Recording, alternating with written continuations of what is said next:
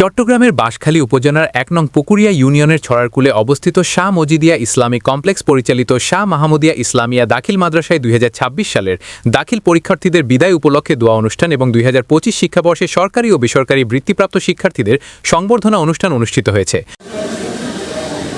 শনিবার ১৮ এপ্রিল ২০২৬ সকাল ৯টায় পবিত্র খতমে কোরআনের মাধ্যমে শুরু হওয়া এ আয়োজন শাহ মজিদিয়া ইসলামিক কমপ্লেক্স মিলনায়নের তোনে বর্ণাঢ্য ও উৎসবমুখর পরিবেশে সম্পন্ন হয়।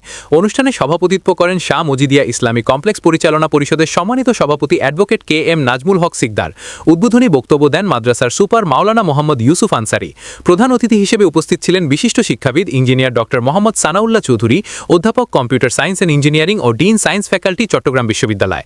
বিশেষ অতিথি হিসেবে বক্তব্য রাখেন সাবেক অধ্যক্ষ আলহাজ মাওলানা আরিফুর রহমান চৌধুরী, কেরানীহাট জামেউল উলুম ফাজিল ডিগ্রি মাদ্রাসা সাতকানিয়া, মাওলানা এরশাদুল হক FAVP ও manager operation Islami bank Bangladesh limited Dewanhat শাখা, আলহাজ মাওলানা আতিকুল্লাহ চৌধুরী, খতিব বাইতুর রহমান জামে মসজিদ চকবাজার এবং শাহ মুজিদিয়া ইসলামী কমপ্লেক্সের সেক্রেটারি নুরুদ্দিন জাহেদ সহ অন্যান্য বিশিষ্ট ব্যক্তিবর্গ।